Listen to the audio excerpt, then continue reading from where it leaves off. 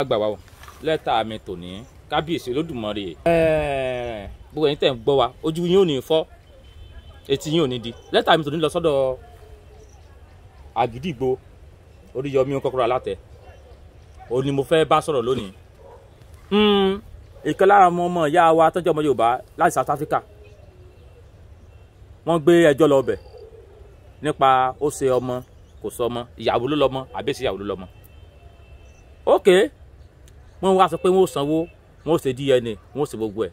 Ẹ tá à ń sọ yìí ó wá láti South Africa ó wálé, wọ́n ní wọ́n ó ṣe DNA. Wọ́n fi orúkọ Kọ́kọ́rọ́ Alátẹ, orúkọ iléeṣẹ́ Oríyọmí, wọ́n ti fi lu ẹni ní jìbìtì 1 million naira, over 1 million naira.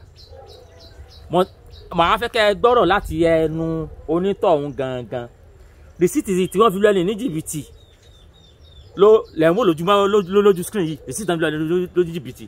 Orúkọ ọmọ Oríyọmí tó lu ẹni ní jìbìtì, orúkọ ẹ̀ lẹ́wọ̀n ní ojú screen yìí lórí rìsíìtì yẹn. Mo kàn sólè yìí láti jẹ́ kí Oríyọmí bá mọ̀ pé wọ́n ti ń fi mídíà òun lùyàn jìbìtì, wọ́n ti forúkọ sílé sí òun lùyàn jìbìtì. Ìyìn ṣe láti bà lórúkọ jẹ́, mo ṣe láti ṣe àtúnṣe ni.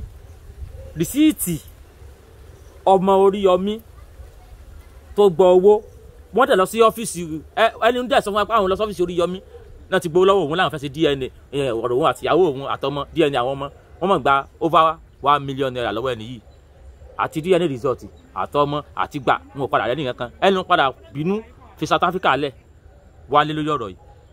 Wọ́n ní ẹnu onípọ̀n láti ń gbọ́pọ̀n òun, ẹnu ọlọ́fà mo ta ti dùn. Ṣùgbọ́n mi ò sílẹ̀ láti bà Oríyọmí lórúkọ jẹ́, ṣùgbọ́n torí pé tí bá fẹ́ sọ ó yẹ kí n sọ pé Oríyọmí wọn ló lo jìbìtì, ní sọ pé wọn ló lo Oríyọmí ló jìbìtì. Ètò bọ́ àlẹ́gbẹ̀ẹ́ Oríyọmí wọ́n pè ní skélébé, òun náà mọ̀ sí ọ̀rọ̀ yìí torí voice tiẹ̀ náà bóun àtẹnujẹ sọ̀rọ̀ ó ti wà lọ́wọ́ gbogbo wa, gbogbo ẹ̀ ti wà lọ́wọ́ tèmi, gbogbo voice mẹ́jọ sọ̀rọ̀ òun náà mọ̀ sí. Ṣùgbọ́n a lè sọ pé Oríyọmí ló lu jìbìtì torí wípé ẹni ò sọ fún wa pé òun rí Oríyọmí lójúkorojú báyìí. Ó lóyún mọ́kàn pé òun wá sí station Oríyọmí ní ibẹ̀ làwọn èèyàn ti attend sun. Owó tó kọ́ san gbàrà ní 25,000. Èmi ò tẹ́ ìmọ̀ tó yẹn bá fẹ́ dáyà báyà dá sí ọ̀rọ̀ àtúmọ̀ gba owó, wọ́n kọ́ gba 25,000 gbàrà lọ́wọ́ ẹ̀. Nígbà wọn làwọn fẹ́ ṣe DNA náà gba mílíọ̀nù àti DNA àti rìsọ́ọ̀tì àti ẹ̀kan ẹgbọ́n lẹ́nu ẹni tó ṣe gangan mo fẹ́ kẹ́ gbọ́rọ̀ lẹ́nu ẹ̀. Ṣùgbọ́n torí ẹni ó ti fẹ́ bọ́ sórí mídíà kó mọ ba orúkọ iléeṣẹ́ Àgídìgbo jẹ́, lèmi fi wá sùn lè pé kí Oríyọmí kó láti jẹ́ kó mọ irú iṣẹ́ tí ó ṣe láti jẹ́ kẹ́ni yẹn gbowó rẹ̀ padà. Ẹni lóun ò fẹ́ DNA mọ́ torí pé ó ní DNA DNA tẹ́gbẹ́ gbóhùn wá sí ó ti dàbí pàdí túpàdí, rìsọ́ọ̀tì ò jáde láti bí oṣù mẹ́ta, owó ò jáde lówó tó lé mílíọ̀nù. Èmi ṣẹlẹ̀ láti jẹ́ kí Oríyọmí kó ṣe ìwádìí lórí rẹ̀ kó wọ́n sì dòwó padà fún lówó. Ẹ gbọ́dọ̀ láti ẹnu ẹni tí ọ̀rọ̀ ṣẹlẹ̀ sí ẹ̀mí ojú mi sáré wọnú oko. Ta ló náà bọ́rọ̀ yẹn ṣe jẹ́ lélẹ̀. Mo ti máa ń wo mẹ́sẹ̀gì Alhaji Oríyọmí Hamzat àmì àwọn program wọn lórí Facebook. Then èmi pẹ̀lú ex-wife mi a ní issue pẹ̀lú àwọn ọmọ lórí ọ̀rọ̀ DNA. Lọ́ọ̀yà mi dẹ̀ ti sáàfù ẹ̀ ní pépà, kò káwọn ọmọ wá sí court. Ó ní láti relocate kúrò nílé ibi tó ń gbé tí mo mọ̀, kò jẹ́ ká fojú rí àwọn ọmọ, àmọ́ ibi táwọn ọmọ wà, kò gbé kọ́ family, kò gbé kọ́ anybody mọ́. Ìgbà tí mo wá rí i pé ọ̀rọ̀ yẹn ti ń di nǹkan tó ń pẹ́, mo wá contact Oríyọmí organization lórí Facebook. So for God so good, ìkan nínú àwọn staff wọn ló gbé call mi lọ́jọ́ yẹn, wọ́n porúkọ ọ̀bọ yẹn ní oníṣẹ́ méje.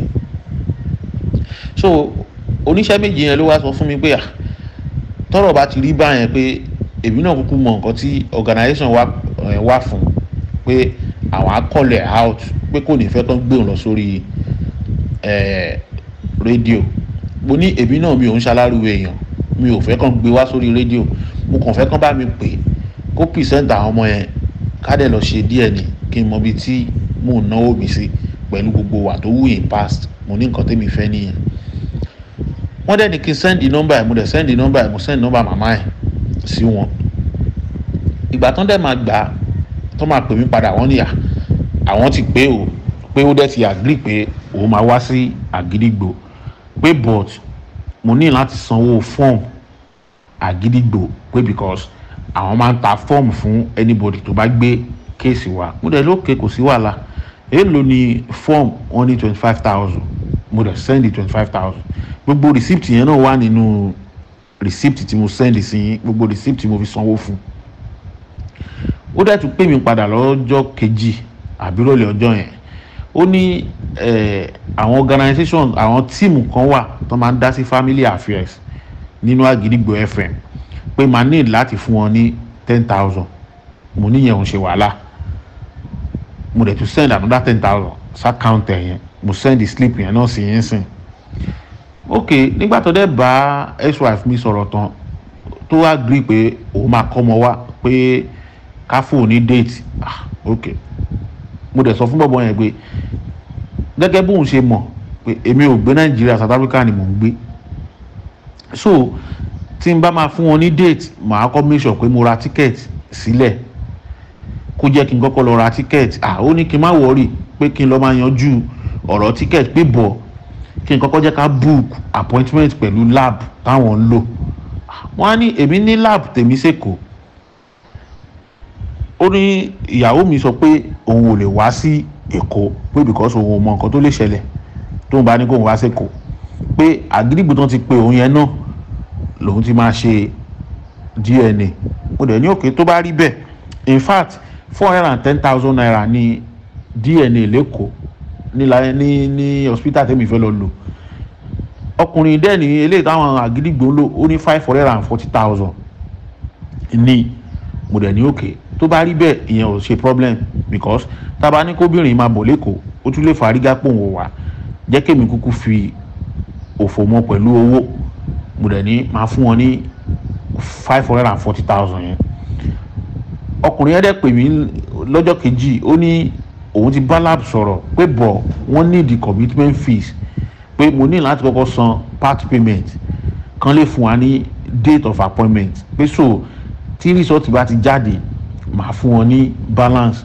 Mo dẹ̀ ní òkè kò sí wàhálà, èèlò ni mo lè kọ́kọ́ fún wọn. Ó dẹ̀ ní kí n fún wọn ní 400,000 pé so tí n bá ń bọ̀ láti wá gba result pé màá balance 140,000 tó kù. Mo dẹ̀ lókè kò sí wàhálà. Immediately ni mo gba account number ẹ̀, the same account number tí mo sanwó fọ́ọ̀mù Àgídìgbò sí náà ni mo send 400,000 yẹn sí immediately.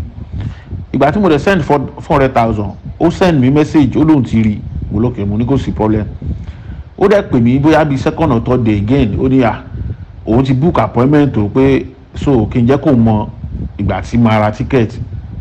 Ìgbà tó dẹ̀ di on the 22 mo pè fúnra mi, mo ní tọ̀ mo ti ra ticket o, tó bá di on the 24 máa wà ń bàdàn, so a lè lọ sí ibi tá a ti fẹ́ lọ ṣe DNA ní on the 25. Ìgbà tó dẹ̀ di on the 24 mo yẹ dé sẹ́kọ̀ọ́ náà, mo tún pè mo ti dé sẹ́kọ̀ọ́ bọ̀ máa gbéra Ìbàdàn tó bá dìrọ̀lẹ́, mo kàn fẹ́ sinmi díẹ̀. Tí n bá dẹ̀ ti sinmi díẹ̀ màá máa bọ̀ Ìbàdàn, màá sùn Ìbàdàn, tó bá di àárọ̀ a lè máa lọ sí ibi tá a ti fẹ́ lọ ṣe DNA. In fact hotel tí mo sùn ṣé kinní kan greenhouse àbí nǹkan kan mo ti gbàgbé, ẹgbẹ́ Àgídìgbò FM yẹn náà ló wà. Ìgbà tí mo dẹ̀ dó tẹ́yìn lálẹ́ mo pè é, mo ní tọ̀ mo ti wà ní hotel gbọ̀ ibi tí mo wà ní ọ́fíìsì yín, tóbìnrin bá ti dé pẹ̀lú àwọn ọmọ láàárọ̀ ẹ pè mí so màá lè drive jáde màá lè máa bọ̀. Ìgbà tó dẹ̀ dàárọ̀ ọjọ́ kejì ó pè mí, ó ní ìyàwó yìí ti dé o, ẹ ní láti máa bọ̀. Mo dẹ̀ lọ bá ń bẹ̀. Tẹ́ bá wo fídíò tí mo send sí yín yẹn, inú ọ́fíìsì Àgídìgbò gangan ni mo ti ṣe fídíò yẹn. Ẹ rí picture Alhaji Oríyọmí, ẹ rí everything bẹ́ẹ̀ nínú fídíò yẹn.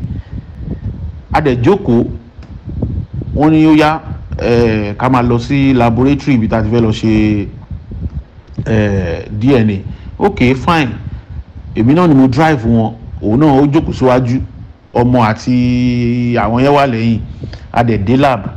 To my own surprise ni pé àwọn láàbù yìí tún kólàbò pẹ̀lú ẹ̀, wọ́n gba sample èmi àtàwọn ọmọ. Nígbà tó ń gba sample èmi àtàwọn ọmọ, mo drive mo padà sẹ́kọ̀ọ́.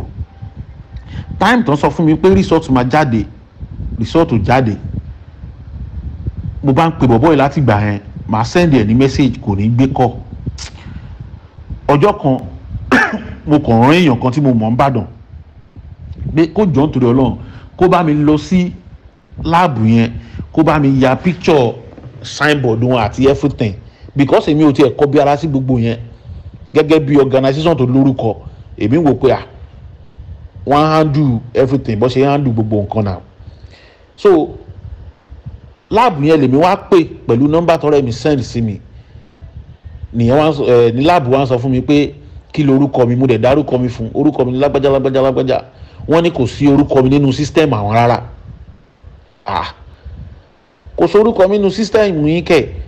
Mo wá síbí, mo ká àwọn ọmọ wá, ìyàwó gan tẹ̀lé mi wá, wọ́n gba sample mi ń bí, wọ́n ṣe gbogbo ẹ̀. Wọ́n ní ta ló gba sample mi, mo describe bọ̀bọ́ yẹn. Wọ́n ní ta ló mú mi wá, mo describe ẹ̀, mo ní Látàgídígbò. The next thing àwọn yẹn máa sọ fún mi, wọ́n ní kó fáwọn lówó, pé kó fáwọn lówó díẹ̀ ni. Okay, kò fún yín lówó díẹ̀ ni, ẹ̀yin dẹ̀ gba sample tèmi, ẹ gba passport mi ní immediately ń bẹ̀, ẹ sọ pé ẹ̀ ń register mi sórí system yín. Kí wá ní nǹkan tẹ̀ ń register ń gbà yẹn nígbà tèmi gangan lára present lọ́dọ̀ yín? So definitely one of your workers and Agidigbo workers collabo to scam me, because that is how it goes. Ẹ̀yin àtàgídìgbò lẹ pa ọ̀pọ̀ láti lù mí jìbìtì nìyẹn dẹ̀, because èmi fún ara mi wà ń bẹ̀, ẹ gba sample mi, ẹ gba sample àwọn ọmọ, ẹ dẹ̀ sọ fún mi pé ẹ register orúkọ mi sórí system. What of tí mi ò bá pè, tí mo kàn jókòó tí mo ń dúró de test tí ó sì ń bẹ̀? So ọ̀rọ̀ yẹn lọ bẹ́ẹ̀. N bá dẹ̀ pé arákùnrin pé arákùnrin, mo pe lab, nǹkan tó ń sọ fún mi lélẹ́yìí, onígbà tí mo ti pè wọ́n yẹn oníkémi náà lọ máa wá solution sí. Ibẹ̀ mo ti wò pé irú ọ̀rọ̀ wo lélẹ́yìí, kí n lọ máa wá solution sí kẹ̀. Ṣé ó gbowó lọ́wọ́ mi ni? Fún bí ọ̀sẹ̀ bíi 3 bọ̀bọ́ yóò bá mi sọ̀rọ̀ mọ́. Ibẹ̀ ni mo ti wá ń wá nọ́mbà ọ̀gá wọn kiri. Mo send message Salaji Oriyomi lórí Instagram, mo lọ sórí Facebook page wọn, mo send message síbẹ̀. In fact orí TikTok wọn bí mo yẹn bá yín sọ̀rọ̀ yìí, message mi sì wà ń bẹ̀ tí wọ́n kà. So I've done everything láti get hold Alhaji Oriyomi láti explain situation yìí, mi ò rí wọn get. So kíní kan wá sọ́kàn mi pé okay, kí ló dé tí mi lè béèrè nọ́mbà Mọ́gàjì lọ́wọ́ laboratory, ìyẹn second in command Alhaji Oriyomi tọ́jọ́ máa ń ṣe fídíò tọ́jọ́ lọ Mẹ́kà ń gbà yẹn. mo wá pe láàbù yẹn pé okay, kàn fún mi ní nọ́mbà ọ̀gá wọn ní Agidigbo FM. Wọ́n bá fún mi ní nọ́mbà Mọ́gàjì. Ẹ lè believe pé Mọ́gàjì acknowledge pé òun gbọ́ sí ọ̀rọ̀ yẹn. Ìyẹn Mọ́gàjì àgbà ni mo ń sọ yìí. Ó acknowledge pé òun gbọ́ sí ọ̀rọ̀ yẹn. Ó dẹ̀ pé bọ̀bọ́ yẹn ò deny pé àwọn ò gba owó lọ́wọ́ mi, bọ̀ láti ìgbà yẹn dì síyìn àwọn people yóò rí solution kankan ṣe. Mi ò rí test, mi ò rówó mi. Mo dẹ̀ sọ fún wọn categorically pé mi ò ní ever accept test tó máa jáde ní láàbù tán lè collabo pẹ̀lú workers yín láti lù mí jìbìtì. What of tí mi ò bá pè láti confirm orúkọ mi gan sí lórí system yín? So ẹ wá lẹ gba sample mi, ṣé sample èèyàn tí yóò lórúkọ lórí system yín lẹ fẹ́ lọ carry out DNA lórí ni? So ẹyọ kan yẹn náà mi ò ní kọ́kọ́ gba irú result báyẹn láti justify future àwọn ọmọ mi, kò possible. So owó mi ẹ dáwó mi padà, ẹ dáwó mi padà. Ẹ jẹ́ kí n report fún ọ̀gá tó ní iléeṣẹ́, ẹni kí n tún lọ mówó wá kí n tó bá Alhaji Oriyomi sọ̀rọ̀ tọ̀, òun ló jẹ́ kí n pè yín, òun ló jẹ́ kí n contact yín ta lọ́lọ́run, because mi ò kí n ṣaláriwo ẹ̀dá. In fact mi ò ń like anything media, Ọlọ́run ọba tó ní mi ń gbọ́. But àwọn people yìí wọ́n ti sún mi kan ògiri tó yẹ pé mi ò mọ nǹkan tí mo lè ṣe mọ́. Tó bá jẹ́ pé ọlọ́kadà tó gbáyàwó ẹ̀ létí ló need the attention Alhaji Oriyomi Hamzat, àwọn people á produce Alhaji Oriyomi Hamzat fún wọn. But nínú organisation Alhaji Oriyomi Hamzat yìí gangan ni scam almost 600,000 ti ṣẹlẹ̀. Tán wá sọ fún mi pé Alhaji Oriyomi ò wà available láti bí oṣù mẹ́rin sẹ́yìn. So my dear brother, èmi ò mọ nǹkan tẹ́mi lè ṣe mọ́ ni o. Òun ni mo ṣe ní kí n fọ̀rọ̀ yẹn lọ yín. Kẹ́ bá mi mọ̀ bẹ́ẹ̀ yẹn máa ṣe. I need my money. Wọ́n ti waste time mi. Ṣé owó tíkẹ́ẹ̀tì ni mo fẹ́ máa sọ? Ṣé owó hòtẹ́ẹ̀lì tí mò ń sùn láti gbà yẹn mo fẹ́ máa sọ? Àbówó nǹkankan bọ̀ gbogbo yẹn kọ́ tẹ̀ ní problem mi. But I need solution to this issue. Ìsídà kan pe ọ̀gá wọn ọ̀ kọ́mọ Nàìjíríà bá mi bẹ ọ̀gá wọn kán mọ̀mọ́ yẹn máa dáwó mi padà. Mi ò fẹ́ jù báyẹn lọ. Ẹ ṣé. Ẹ káàárọ̀ ẹ káàsán gbogbo ibi tẹ́ bá ti ń gbọ́ ohùn mi o. Orúkọ tèmi ni Ọmọ́wùnmí láti iléeṣẹ́ Renix. Àwa yìí náà là ń ṣe oògùn ìbílẹ̀ fún tó ń ṣe ara lóore tí a ti polówó sí àtẹ̀yìnwá. A tún wá gbé nǹkan míì wá láti iléeṣẹ́ wa, wà ń pè ní Renix Connect. A ti ń ṣe tipẹ́ tẹ́ pé àwọn èèyàn ti ń jàǹfààní ẹ̀ tipẹ́, so a tún wá ní ká gbé sí ayélujára kí àwọn èèyàn púpọ̀ kan lè jẹ àǹfààní ẹ̀. So orúkọ ẹ̀ ni à ń pè ní Renix Connect fáwọn tí wọ́n bá ń wá olólùfẹ́, tó bá ń wá olólùfẹ́ àbí ẹni ọ̀wọ́ èèyàn kúnra tó ń jọ máa gbé ní ìrẹ́pọ̀ títí di ọjọ́ alẹ́. So ní iléeṣẹ́ Renix Connect ìpele mẹ́rin òun ni a pín sí. Àwọn packages ta ní ọ̀nà mẹ́rin ni ó wà. Àkọ́kọ́ òun là ń pè ní premium, a dẹ̀ tún lè pè ní platinum. Ìkejì òun là ń pè ní gold package. Ìkẹta silver, and the last one is the companionship. For those of you seeking for love, long-time relationship that will lead to marriage, we have it. You can contact us at Renix Connect for this thing. So the first one, which is the premium or platinum. So àǹfààní yẹturu ó wà nínú àwọn ìpele yìí. Ẹni tó bá lọ fún premium, àwọn nǹkan tó máa jẹ́ ń bẹ̀ ó pọ̀ yanturu. Àkọ́kọ́ bẹ́ẹ̀ ni pé ẹni tí ó bá ń wá ìwé ìgbélùú, bóyá bí a rí olólùfẹ́ kan tí ó ní ìwé ìgbélùú, ó wá rí partner tí ó nífẹ̀ẹ́ tẹ́ pé ó dẹ̀ ní ìwé ìgbélùú tó pọ́n wá ìwé ìgbélùú, ó máa rí ẹni tó bá mú premium, àǹfààní yẹn wà fún. Àǹfààní mi tó tún wà ń bẹ̀ ni pé ẹni tí bóyá a ní bí event tó ń lọ lọ́wọ́ ní anywhere, so ẹni tí ó bá wà ní premium package yìí tàdé tó ń pè ní platinum, ó máa ní àǹfààní àti lọ sí gbogbo àwọn event bí a ní àwọn kan tó ń ṣe wedding àbí àwọn olólùfẹ́ tó ti so wọ́n pọ̀ tí wọ́n wá fẹ́ ṣe ayẹyẹ, so ẹni tó bá wà ní premium ó ní àǹfààní àti lọ sí ibẹ̀. So the second package òun là ń pè ní gold. Àwọn àǹfààní tí ẹni tí premium yìí jẹ òun náà ni gold máa ń jẹ, ṣùgbọ́n a máa ṣe ìwáfin òfin tó ìyẹn ní background, because àwọn ọmọlúàbí àwọn èèyàn dáadáa òun la máa ń kó sí àwọn packages wa. So a dẹ̀ máa ṣe ìwádìí òfin tó ká tó lè gba èèyàn sí iléeṣẹ́ Renix Connect láti lè bá wọn wá olólùfẹ́. So àwọn àǹfààní tí àwọn tó bá wà ní premium bá jẹ òun náà ni àwọn gold máa jẹ. So nǹkan tàdé máa ń mú ní kókó ní iléeṣẹ́ wa ni pé gbogbo privacy, gbogbo anything nípa tàwọn customer wa a máa ń keep ẹ̀. Our privacy is very very high. We have a very high privacy. We cannot link any of our customer privacy on social media. So their privacy is very high. So the next one is the silver. Ìpele kẹta òun là ń pè ní silver. So àwọn òun náà ní àwọn àǹfààní tí ó wà nínú ẹ̀ tó wà ní silver, but nǹkan tó pọ̀ yàtọ̀ nínú wọn ni pé ẹni tí ó bá mú silver kò ní àǹfààní láti rí àwọn tí ó bá wà ní gold àbí premium. So àwọn tó bá wà ní silver nìkan ni ó ní àǹfààní àti wo profile wọn láti yan olólùfẹ́. Ìpele ẹlẹ́kẹrin òun là ń pè ní companionship síkà. Companionship yìí ó wà fún ọjọ́ orí, òun ló determine àwọn tó máa wà nínú companionship yẹn, because ó dàbí bóyá bí bàbá àti ìyá tí partner wọn ti kú, so wọ́n wá ẹni tó máa ṣe ìkejì ara wọn di ọjọ́ alẹ́. So ọjọ́ orí yẹn dẹ̀ bẹ̀rẹ̀ láti ọdún 50 ọdún, which is 50 years old. So àti bẹ̀ ni wọ́n ti máa bẹ̀rẹ̀. Ẹni tó bá fẹ́ lọ fún companionship ó gbọ́dọ̀ ti pé 50 ọdún kó tó di pé wọ́n lè jàǹfààní àwọn kan tó wà nínú companionship. Bẹ́ẹ̀ ni nǹkan tó dẹ̀ wà nínú premium òun náà làwọn tó bá wà ní companionship yẹn máa jẹ. Nílé iṣẹ́ Renix Connect dẹ̀rẹ́ ẹni tó bá tún wá iṣẹ́ náà wọ́n tún ní àǹfààní àti rí iṣẹ́ láti ara ilé iṣẹ́ Renix Connect. So gbogbo ẹ̀yin èèyàn ẹ pè wá, ẹ kàn sí wa láti lè bá yín wá olólùfẹ́ àbí iṣẹ́ àbí ìwé ìlú ní ilé iṣẹ́ Renix Connect. Ẹ pè wá sí àwọn nọ́mbà tí ẹ ń wò ní ojú wọn rí láti lè wá olólùfẹ́ àti ẹni tí ẹjọ́ máa wà títí di ọjọ́ alẹ́. Ẹ ṣé gan ni.